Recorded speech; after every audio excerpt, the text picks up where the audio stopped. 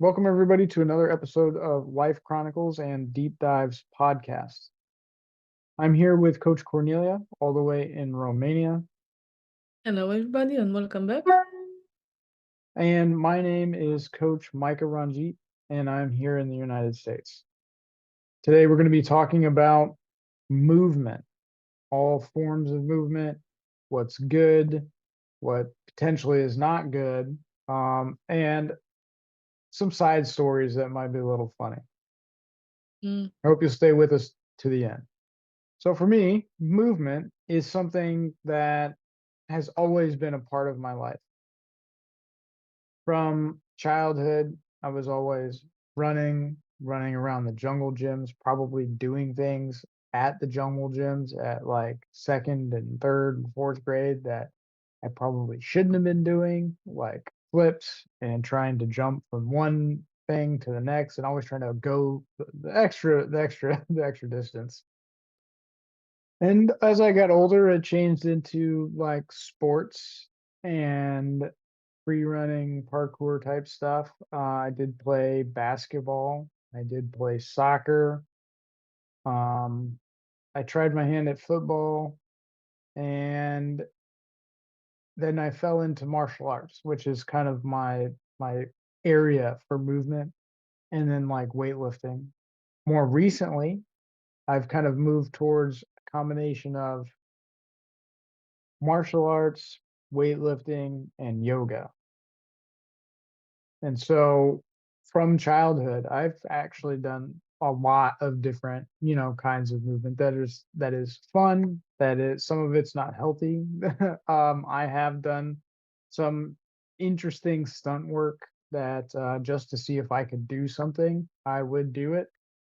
Um, which doesn't always equal good types of movement. So for me, it's just trying to find a balance. Now mm, I have a spinal injury in my lower back from military service, which prevents a lot of the extra movement that I used to do. Um, and some of the movement that I have to do now is extra careful. And so I just kind of have to take it step by step. Oh, one more thing. I when I was younger, I used to do some dance. Not like at a studio or anything. It was just like a school program that they had. And then as I grew up, I realized that through martial arts, that dancing and martial arts are very similar. Um, so I would listen to movie soundtracks from like martial arts movies, especially like the poetic and balletic, slow motion and highly choreographed fight scenes. And I would see it as like a dance. Translates into years later, as an adult. Over the last few years, me and my fiance have been working on a couple of different dance routines um, that combine like a traditional or classical sense of dance, which I have to have a like a teacher teach me how to do those things because I I don't know how to do them. And I move kind of clunky, but it's okay. Classical combined with contemporary dance movements, um, just to keep the body going. that's great. But before the back injury that you have now, did you break anything?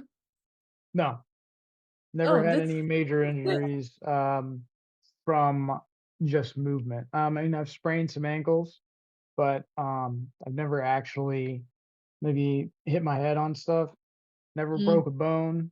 Never dislocated anything. And I mean, we're talking about climbing trees and then falling out of them, we're like 20, 30 feet, hitting branches on the way down. We're talking about jumping from the bed of one vehicle to the hood of another vehicle while it's moving. mm, mm. Um, we're talking about hanging out in the bed of a truck while it does donuts and then flying off the side of it. I mean, I mean, we're seeing a lot of different types of So now, types of movement. Now I get what you're saying, that not all the movement is good. Yeah, not all the movement is Yeah. healthy. Yeah. I mean, but I see it and I'd want to do it, right? So like I wanted to try this jump from the bed of a truck in onto the front of this SUV, and it had like a brush guard or like a push cage on the front of it. So it had something for me to grab onto. I probably wouldn't have attempted if it didn't have something for me to grab onto. And so both vehicles locked into about 20 miles an hour. I jumped from the bed of the truck and landed on the hood of the SUV. Um, yeah, probably not the smartest thing I've ever done in my life, but I did want to try it. Now, with martial arts, and like parkour, I've been doing like I did parkour before I even knew it was a thing. So in grade school, this is part of the stuff that I was talking about not doing right. Probably the safest stuff in grade school. So we'd have like these metal bars, jungle gyms. One looked like a house or a train, and then hamburgers and like now the more modern type of jungle gyms and monkey bars. And I'd be trying to like jump off of those things or do flips while I'm jumping off of those things or tuck and rolls or jump from one to the next with no hands. Like it was quite intense. But I never broke a bone. You're very lucky then. Yeah. I remember I used to first I started with gymnastics like probably every other girl. And I was outside trying to impress my friends on iron what's that called, like when you can do those gymnastic moves. It's like I don't know Like how on the it's called. bar, Yeah, the bar. exactly. Okay. And I was going round and round and round. I was keeping my knees around it and just going around. And they were counting 29, 30, 31, and so on. And then I fell down and just break my head really bad. And my grandma was coming over and she saw the blood and she thought that maybe my dad killed the chicken so we can eat it. Oh. So it was my blood. Yeah. Right. So tell me about some of the, I mean, you did gymnastics. What else have you done so far? Like, let's talk about, let's see, I've kind of like laid out what I've done from childhood to now, from sports to martial arts to weightlifting and yoga. So like, what kind of stuff have you done? Yeah, I started with gymnastics, and then I moved to handball, and I've done handball for as a professional athlete for many years. Then I moved into just running. I loved I was doing yoga at the same time, and I learned how to breathe, and I was never tired. I could run miles and miles and miles, and I was never tired. I remember running with some friends who were very good sport people, athletes. How is it? Athletes. Athletes, yeah. Were very good athletes, and they were so angry with me because I was not an athlete anymore. I was just working, and I was also smoking at that time. But with that breathing from yoga, I could just go on for hours. I would never. And then the work just took me from this path of sports. I did a lot of dancing in high school, something I forgot to say. I loved it. And I kept in my life, it's at least 15 minutes of moving around. And I told you about how I took those pills. I gained some weight, and then I tried to get into sports a little bit more so I can be in shape. So this is why I was very happy when you said that we should talk about it, because I wanted to share with the others the fact that I've been trying for a long time to find my niche, to find what's good for me now at this age and at this weight. Because when you open, for example, if you're looking for a gym, right? Everyone is telling you this is good for you. The next good thing in sports for you is the bicycle or swimming or this or this. And it was very hard for me to find what's good for me now. Mhm. And I'm trying to tell my friends as well to find something that fits them. For me, dancing, I have friends who are going to Latin dance. I don't know how it's called. Mhm. It's great for them. It doesn't work for me. So we have to find what's good for us. Right. A little off topic here. I did want to point out that we've had conversations prior to this podcast about how like medicines can cause like weight gain. We didn't really Mm, touch on it much in the food podcast. I think I might have mentioned it just very briefly there. Like if you have hypothyroidism, I don't remember which one, but you can have one of those, or some medicines, some steroids, for some sicknesses, some cancers, some like life maintaining medicines mm, cause weight gain, which is unfortunate. But yeah. staying active and being able to keep moving is something that Cornelia has managed to do uh, for just 50 minutes. And as adults, right? So as children, we've got all this time, right? We go to school, we get a couple of recesses or breaks, and then you get out and you're in the playground, and then you get off school and you cram your homework, you get it all done. As you get older, the homework burden gets more, right? So you get in high school, you got more homework than you had in grade school. You get into college, you got more homework than you had in you know high school. So you've got this increase in workload. So you've got less and less time, right? But then you're also working as you leave high school and into college, and then that into adulthood, you're working. You've got these degrees. You've got to pay bills. I mean, so it takes away, and it so getting 50 minutes, excuse me, getting 15 minutes a day is actually pretty good. Mm. Yeah, it was very important for me because my medication was for anxiety, so I couldn't.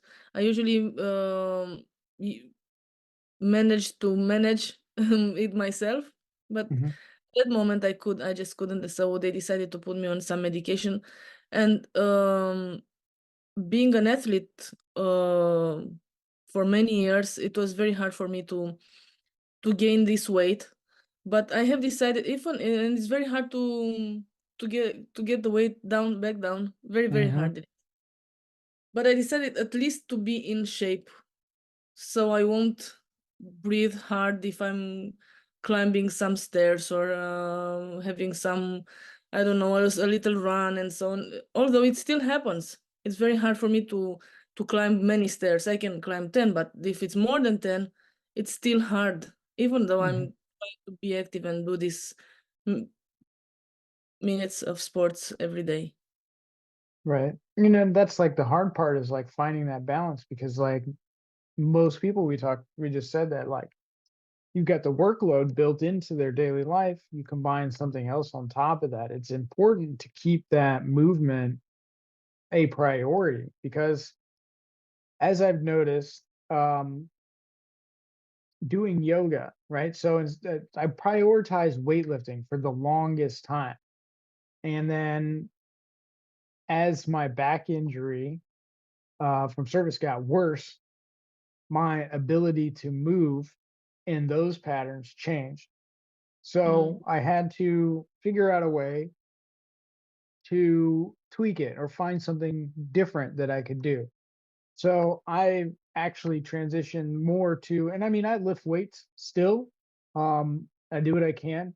And because of the back injury, I've transitioned more into being able to be mobile. So, like, spine mobility, hip mobility, shoulder mobility. mm, I combine that with, my weightlifting protocol or my programs, and then mix it with yoga and martial arts that I can do. And I try to make sure that I'm staying active, trying to stay active at least 3 days a week. And if I'm not running, I'm walking, I'm rowing, I'm using the Stairmaster. Um, I do like to run. I usually only run when it's hot, and it seems kind of counterintuitive. Some people mm. like to run when it's cold. Yeah. I like to That's a run when it's like to me. 120 Yeah, degrees outside. yeah, that's interesting. I don't like to run, but I like to walk. And my favorite sports, this that I'm doing every day, it's like it's fast walking with a Mhm, lot of moves, like knees, and you move all of your body, and you move all of the muscles. Because I remember my grandma trying to stay in shape as well, but they didn't have these programs they could follow, and she kept going to the walls and trying to put her hand as high as possible. And she mhm, was telling me about the muscles in the back, how important they are, and now I can feel it because I have also because I lifted some furniture with my husband, so I got a back injury. And this is how I found out that you cannot do any move while you have this kind of problems, or you can even create some problems with some moves. mhm, And going into physiotherapy, they told me which moves I should do, which ones are good for me, and which ones are not good for me. mhm. So you can even get paralyzed if you don't make the right moves. It's very important. Absolutely. I mean, it can cause nerve damage, nerve pinches, disc bulge, disc rupture. Um, so like when I look at working out now, because like I do personal training and I do teach yoga. When I'm doing those things, I'm very conscious about how I'm moving. So like what exercise I'm doing, I'm very conscious about what form. I'm staying with a very particular form. Some of my stuff is modified because of my back injury, but I am staying within a very particular form. In yoga, I'm really focusing. I do like breath to movement. I like the vinyasas, but I also like um, holding a pose Mm, and just really trying to get into it. So like that's like one of my favorite parts about doing yoga is like, I like the movement and getting warmed up into each particular sequence, but I really like taking the time in each asana, each pose, and to really try to twist or reach or extend or just feeling the muscle fibers and that like expanding while yeah. also I'm still breathing. I'm not breathing. I'm not holding my breath the entire time, right? And I really like to feel that stretch. And honestly, when I recently went to the doctor and they were like, if you hadn't been doing yoga, you would not be moving as well as you are now. So by doing that, I've actually extended the longevity of, uh, like what I can do.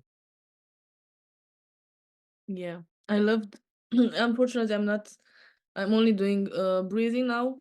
My favorite pose from yoga, I cannot do it anymore because of the gain of the weight, and it's so upsetting for me. And I love that pose because you could empty your lungs, uh, and it it just appears a state of something. I don't know how to describe it. And I was kept saying a mantra, a very nice mantra. It was amazing. I cannot do it anymore, unfortunately, but I keep doing the breathing exercises, which are very important for our lungs, especially Hmm. with the COVID. When COVID started, I restarted the lung exercises. Hmm. That's good. A lot of strength into the lungs, a lot of air into the lungs, connects you with outside. Now I've talked about my like weightlifting and like a little bit of yoga. Let's talk about a little bit of martial arts here. When I was younger, right? I I wanted to be an action movie choreographer. So I've actually done several short films. Um, I mean short films. So fight sequences that I've choreographed myself. And I've That's worked great. with a couple other people. Yeah, I mean they're very small, they're very short. Um, one of them like was a college project for film school. One of them was just something I was doing while I was in the military that I wanted to put together. And I'm working on an additional one right now. But I always wanted to be a movement choreographer, which is brings us back to dance and martial arts. Dance and martial arts go hand in hand. And when I look at it, it's about capturing a scene of beauty that Mm, is well timed, but it's also like, I'll say it, violent at the same time, but it's also beautiful to see the interactions between the two people. So like just like somebody looks at a ballet mm, or like a hip hop dance routine, I look at a fight scene in a movie, right? So when I was younger, I would always try to emulate the moves that I would see in movies, whether they were like jump kicking, triple kicking, whether they were like running off of walls, climbing stuff, or falling off of stuff. I was always trying to do those things the same as they were doing in the movie. Now, catch is that a lot of times those movies, ugh, the catch is a lot of times those movies, they're actually filmed at a slower speed and then they're played back at a normal speed. So what happens is everything's sped up. mhm. So I'm, as a kid, trying to match the speed of like my favorite characters in a martial arts movie and memorize their routines, but I'm trying to be as fast as them. In some cases, I was able to achieve that level of speed. Particularly with my hands, I was able to really get some really good hand speed, motion and choreography going. Transition to now where because I've done those things, I've actually kind of transitioned to a less uh, I've transitioned to a less uh acrobatic style of fighting and more to a grounded and necessary style of fighting. So, or martial arts. So, like, I pull from many different styles that I've learned and practiced, whether it be Tai Chi, what if it was popular in a movie, I was trying to practice it. Tai Chi, Wing Chun, Muay Thai, right? I started out with Taekwondo, right? I take from all of those and then I utilize what I can um, in a practical sense. So nothing super fancy, but I mean, even I bring kung fu into like my modern fighting style now, and it's Mhm. nothing super fancy. It's literally just I try to be as efficient as possible and maximize my output while minimizing my energy expenditure. And that's kind of like my fighting. It looks like kickboxing with So some so different types of moves. so you just made your own martial arts, right? Getting Yes. something that fits you from each style and just put something together. Yes. Must be interesting. Mm, Then I do teach it. Like I've had a couple of students. And when I have time, I take on students and then I teach them the same thing. And it's all about basics and repetition because the efficiency comes from the repetition of movement, right? If you repeat a movement over and over again, you will then be able to do that movement more efficiently. I don't know if we've talked about it, but if you repeat something like 1,000 times, it becomes muscle memory. Your muscle remembers what to do. You don't even have to really do it. It's like riding a bicycle. Once you I, learn uh, how to I ride a bicycle. I can swear by it. After the break I took from sports, when I started again, my muscle got in shape so fast. Hmm. So I didn't have a lot of fever, muscle fever, or whatever it's called. I didn't have these problems because my muscles were somehow uh, taught how to work or something. Yeah, So I mean, yeah, they just remembered what you were doing before. yeah. They're already efficient.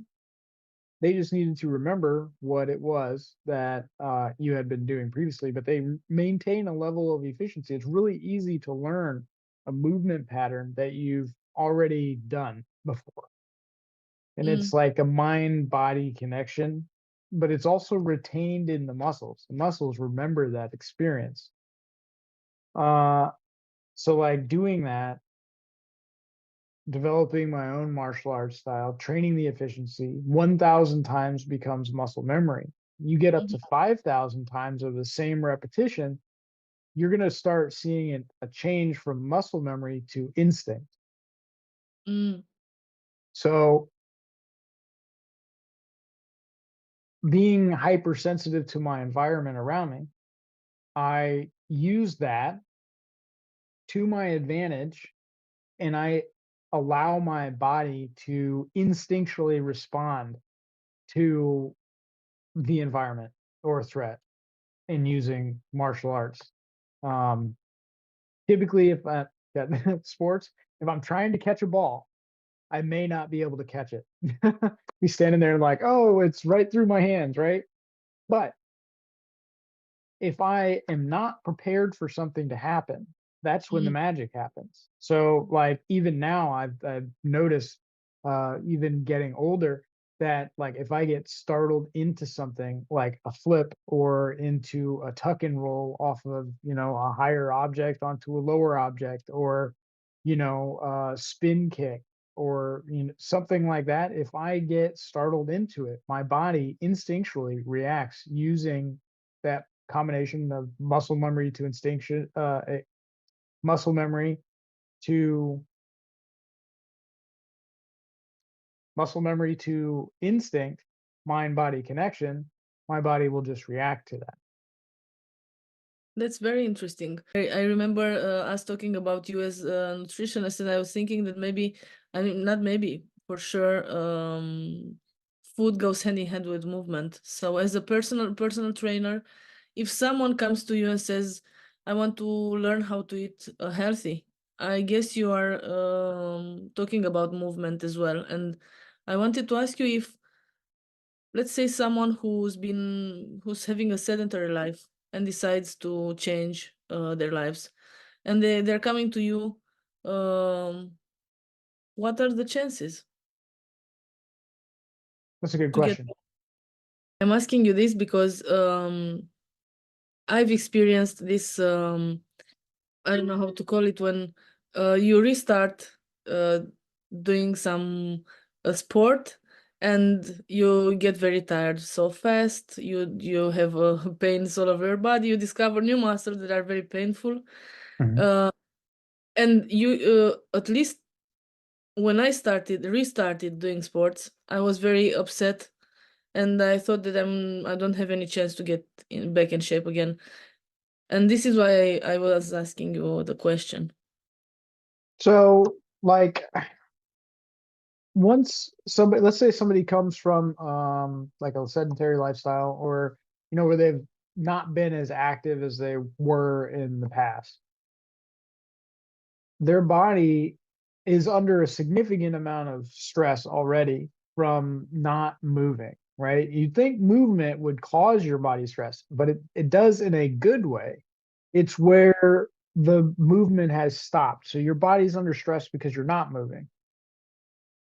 In order to fuel that movement, a healthy diet is important. And we talked about healthy diet in our last podcast, but putting the right fuel in your body allows you to perform better, not just physically, but mentally. So, movement, let's say, is fueled by what you put in to your body. And like for getting somebody away from a sedentary lifestyle with the new muscles, and it's about getting a right taper up so that way they can what they're coinciding like a good fuel diet, so they're going to change their diet slightly, right? And this is for health purposes, right? So we're going to change our diet slightly. um Maybe we're reducing like a 20% calorie load, but then we're also going to incrementally increase the amount of movement over time. So we're not going to start somebody on a 10-mile marathon that hasn't ran for 10 years. We'll start them on something maybe low impact, um, just to get their body moving. Mm-hmm. We'll also do, like, it's always important to start with dynamic movement exercises, static stretching, right? So like incorporating these into a daily movement routine is helpful. Um, Off topic here, I was thinking about this. Like contemporary dance, in some cases doesn't really look like dance. It's just somebody moving their body in a different way. Some people it's art, some people it's dance, some people it's just people moving their body in a weird way, right? However, during contemporary dance, we're moving our bodies, or the artist is moving the performer is moving their body in different ways that they wouldn't normally. These are like movements they would not normally do in real life. So that's increasing flexibility and mobility, which all go back into movement. Now, if we look at that and we can add that to somebody that's doing a sedentary lifestyle, let's say we don't just put them in the gym or on the track.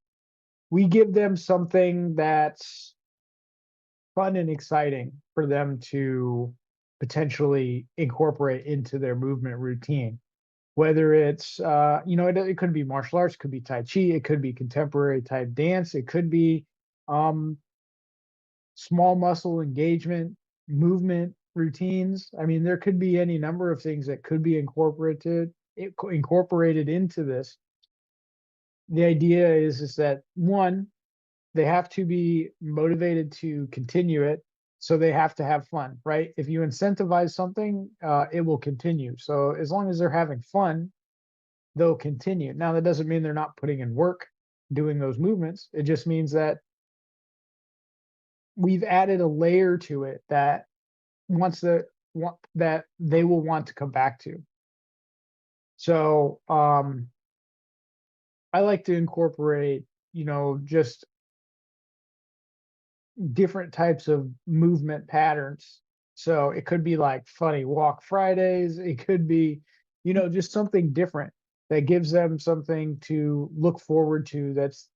It's not just, they're not just working out with me, right? They're getting something more out of it. And it could be, they're having a little bit of playtime, but the playtime is, and I say playtime not in a kid's way. They're having like a movement playtime where they're Yeah. exploring their bodies, exploring the limits and the reaches of their body, and then like trying to like push that just a little bit more, right? Maybe they're trying to do like windmill kicks on the ground, and they're just trying to like just spin there on the ground. Maybe they're trying to, like breakdancing, right? Maybe they're trying to incorporate breakdancing. Maybe they're trying to incorporate, you know, the very slow, methodical Tai Chi. Maybe we do just some really off the wall movement patterns. Like, so like people that play zombies in movies, or people that play like characters um, that move weird, those are all people, or that are motion capped, even if they're CGI, like doing these weird movements. So like if we can incorporate that into a workout, you're incentivizing the individual to move their body in a different way, not just deadlift, bench press, squat, curl, whatever. How about someone who is obese? So the way I look at it is that each body has its own limitation to push, right? So once I establish what the client wants, where they want to go, then I just help them get there, right? So it's about motivation, it's about support, it's about Mm, pushing the client, but it's also about finding something they can do, right? So if I present a movement pattern to somebody that they can't perform, that's not incentivizing it, right? That's actually like diminishing their mm, desire, because they'll get sad. They'll get This, disappointed. They'll get discouraged from doing that because they can't actually do it. Rather mhm. than finding a way to, we talked about this before, taking a goal, breaking it down into smaller goals. So we'll figure out a way to maybe just take something, they're here, we'll get them right here, and then we'll put another little bit. Maybe it's not the same size. Maybe it's a little bit bigger. Maybe they get a little bit more. And then, up here, maybe that one's just a little bit smaller. And they're slowly, incrementally gaining more, right? You can push the body to be more flexible. There are some limitations in terms of like bones and bone placement and joints and stuff like that. But typically, what I found is that if somebody is willing to do the work to continue those movement patterns, they'll slowly over time through consistency gain uh, what they're looking for.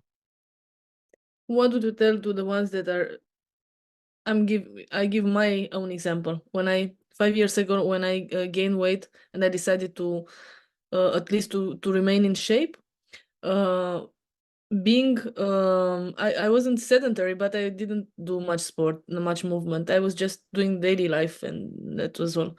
So the first times I started, in 5 minutes I lost my breath. I just couldn't do it anymore, and I got so discouraged. I said I'm sure I cannot do it again, and so on. And then I realized that day by day you can get better. So what are you telling to the ones that are deciding to quit because they think that they won't make it? So it's more about encouragement. So like if they're like, I'm not going to make it, what I try to explain is that nothing lasts forever. So they're not going to be stuck in this doing this movement forever, right? But as they keep doing it, right? I'll say, look, if you do 5 minutes today and then tomorrow you do 5 minute and 1 second, you've Mm-hmm. gained a second of that time, right? And then as you get further away from that initial 5 minutes is going to feel easy to you, Sure. right? So we that's how I explained it. I was like, we need to make sure that we're encouraging progress rather than putting somebody down, right? So we don't want to say like, oh, okay, yeah, you're not going to get there, like I'm just, like, come on, like, we gotta no, it's more of like a consistency with motivation. So I've had clients before that they progress slower than others, right? So their progress is kind of just moving along, right? There is something to be said for client the client's own engagement, right? So like what work they're putting into. If I'm working with a client once a week, and they have a workout routine, that part will be up upon them to continue to do those movement patterns or whatever we've got. Same thing if I'm teaching martial arts, right? If I'm teaching martial arts and I'm with you one hour a week, you're not going to get better just by working with me that 1 hour. You're going to have to put in your own extra time in practice to get better. Um, but typically, I will encourage, right? So the problem I encounter is more of I'm encouraging a repetition to get a client to a certain level. If they feel that they're not advancing enough, then they start to get discouraged. However, I try to point out that learning the basics, right? Whether we're doing like a workout routine in the gym, whether I'm teaching martial arts, whether I'm teaching like, yoga, um, learning the basics is important because that's how you can learn advanced stuff. You're not going to be able, I mean, unless you're a prodigy, you're not going to go into something, pick something up, and just be, let's say martial arts. You're not just going to be able to come into my classroom and pull off like a 540 or a 720 turning tornado kick in the air, right? Unless you're a prodigy, right? Or you're hooked Mm. up to a wire team. It takes time to get to that point. Now, I've talked about like my martial arts patterns. Um, when I was younger, I used to spend a lot of time in the air. I was a pretty good kicker, really good with my hands. I'd be jump spin kicking all over the place. Several of my tests were spent most of the time jump kicking. Um, it was for Taekwondo.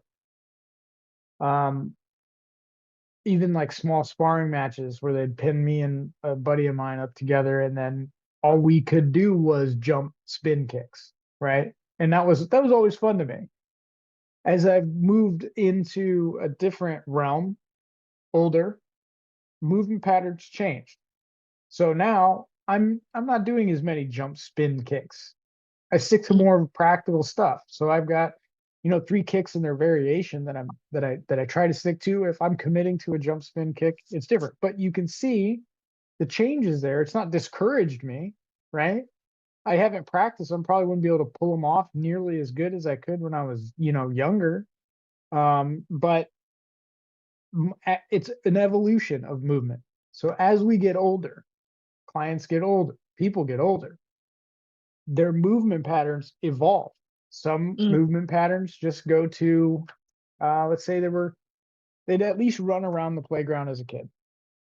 Now they're getting older, they're working. Their movement pattern is walking to and from work, from their car to the store. You know, that's it. It's about what the person wants in life.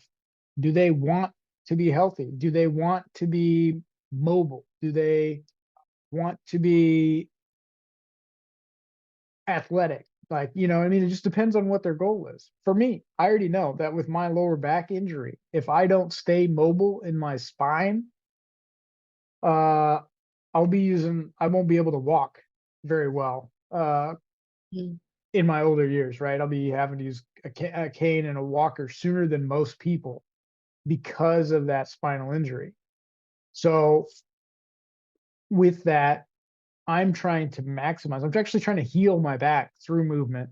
Um, and there's a couple different protocols I'm using. Obviously, I'm reducing my impact driven weightlifting, and I'm transitioning more towards yoga. I'm not mm, doing a whole bunch of trick moves in martial arts, even though I didn't really learn a whole bunch of trick moves in martial arts. I'd always try to pull them off, you know, on the trampoline or whatever. I'm sticking to more stuff that's practical. All of my twisting and move contorting and stretching is done using yoga. All of my impact stuff is through martial arts, and my weightlifting has moved from, and I've always been good at low body weight, high power output. So like at my body weight, I'm putting out, you know, the same if or more than people that are a lot bigger than me. And mm, that's kind of been my thing. It's like always strength over size. You know, the mhm. looks come with the strength, but the strength is what comes first. Yeah. My workout routines have transitioned from being, you know, a lot of extra movement in them. And I can still do like CrossFit workouts and, you know, like hit workouts and stuff like that. I still do those occasionally when I can. Um, but most of my weightlifting is now slow and controlled weightlifting. I'm still putting out a lot of, you know, poundage. I guess that's the way you'd put it. You're putting out poundage, whether I'm pressing it or whether I'm curling it, whether I'm pressing it down or pulling it towards me, right? I'm still utilizing a lot of weight, but the focus is more on slow and controlled movements now. Still moving, but I'm trying to prevent further injury Mm. while also maintaining and gaining strength, even at 35. Yeah. What you're saying is very important. It's so important. At least for me, it was so important to accept my new limits, to rebound and see what I can do next, to find my own kind of sports. For example, I couldn't go on those bicycles where that crazy man is yelling at you, go faster or whatever he's saying, and he's Mhm. counting, and I would go, I would be so scared. Probably I would faint there. But I found something that fits me. I've been to a sand marathon with my daughter in the weekend. When I was doing handball, I had two trainings of 2 hours twice a day on the beach in the summertime, and I could run on the sand all day long. And right now, I thought I'm gonna die. This is where I'm dying. Today I'm dying because it just walking or running on sand just doesn't fit me anymore. So Mhm. it's so, for me at least, it was so important to accept that this is who I am right now, but I still have to remain in shape and just find something else that fits me, that can help me with my back injury and so on. Mhm. That's definitely a good point. I think it's definitely important for people to recognize their limitations, especially when there's an injury involved, um, and accept those things about themselves, right? We can, like, I'm always sitting there, I'm like, my back, it's always like, holding me up, and like, even, and I have to really kind of dive into myself and remember that this is where I'm at now, Hmm. but what I can still do, right? So like there are things that I can do now that I couldn't do before. And that's because I've modified like my workout from previous to a different type of workout. Things that I didn't necessarily think that I was going to want to have younger, I'm wanting now. And I think it's definitely important to learn that acceptance of where we're at in our own life. And that's not to say that if we were to try to do something, let's say you say run on sand. I don't think I would like to run on sand now either. But It's very. if I decided that I wanted to run on sand and I wanted to continue that, or I wanted to pick that back up, I may not get to where I was when I was younger, which is up here. I may only get to here, right? Mhm. But that's better than, being down here. So Sure. through repetition, I can at least get some of what I had back. And that's like you talked about muscle memory, right? You had something, you're really good at it, and then when you came back to it, you picked it back up. It took some time to, it was faster than learning a new skill. Hmm. Sure. And when I'm doing my exercise, my daily exercises, I'm doing it with someone, like a video training in the morning. And she's always saying that you can see how you evolve by the way you catch your breath when you finish. So if it takes when you start, it takes a longer time to catch your breath and get back to the normal breathing. Mhm. After a while, it's just faster. Yeah, So it's absolutely. just, That's like the adaptation through the workout routine. I think the most important thing is consistency, and for me it was accepting who I am today. I'm not that athlete when I was 15 years old and 20 years old, 25. I'm someone else now, and I have to somehow find a new recipe for. So tell me about how you kind of like, okay, so first of all, let me ask you a question. Let me ask you a completely different question. For those of us in the United States, we may not know. I don't know what handball is. You're saying sand. It makes it sound like it's like volleyball where there's a net and then you hit the ball one side to the next. What is handball? I mean, it's not volleyball, and you Not don't volleyball. play it on the beach. We were just training on the beach, so we can. Oh, When you okay. train on the sand, your muscles become very hard and Hmm. very well trained. But handball is just you play on a field with a ball, 7 people in a team, and you just try to. It's as the name says, handball. You have a small ball, and you just try to score. Okay. Is there like a goal on each side? So it's like, Yeah, it's like football by hand, got it. maybe. Okay. A little bit, yeah. Okay, so for those of us in the United States, that's soccer, but you're allowed to hold the ball in your hand and run with Yeah, it. yeah. Okay. Just pass it to one another. Just try to. It's very fast. It's a very fast sport. You have to move very fast, and you have to have this like you are saying, this instinct. This is when I have. This is now I can hit the ball there. I can throw it there. I can try to score right now, and it's very. I loved this sport. Of course, this is why I've been doing it for so many years.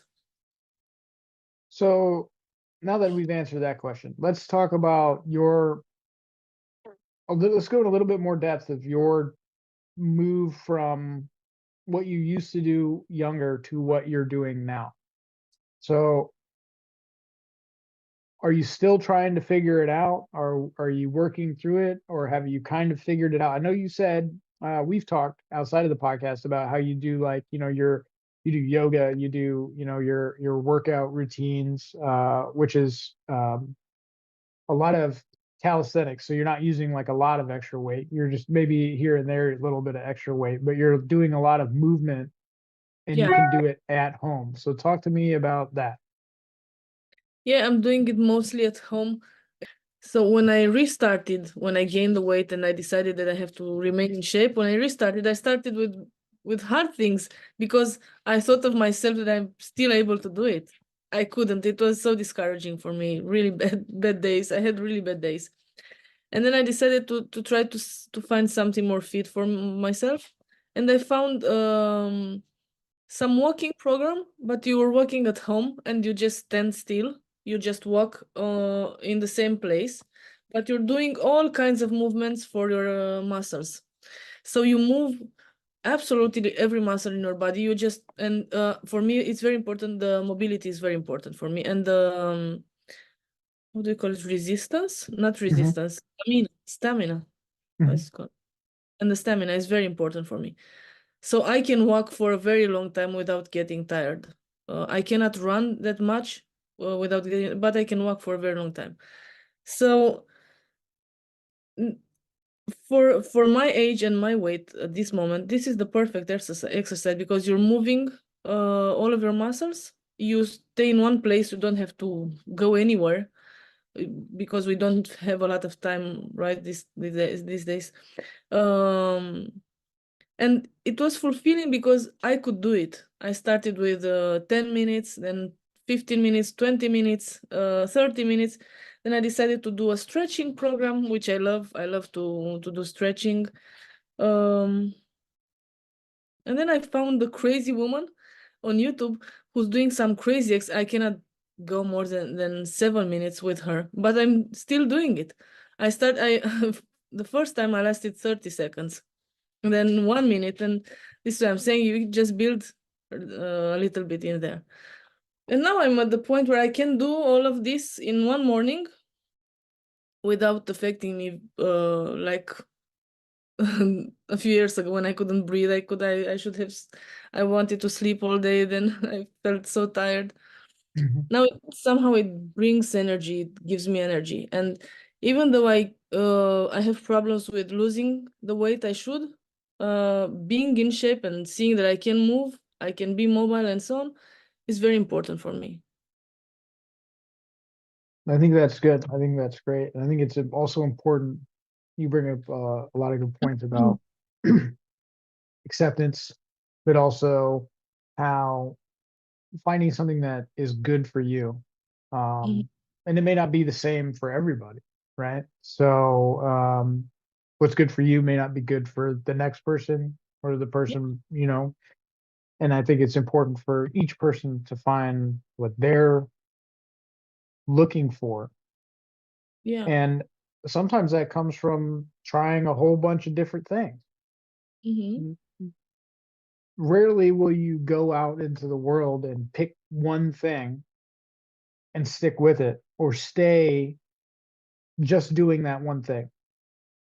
Yeah, You add to it, you change it, it morphs, kind of like a dance or a movement pattern, right? Each time you're adding more to that movement pattern, you're gaining experience, and then whatever you've learned previously is a little bit easier.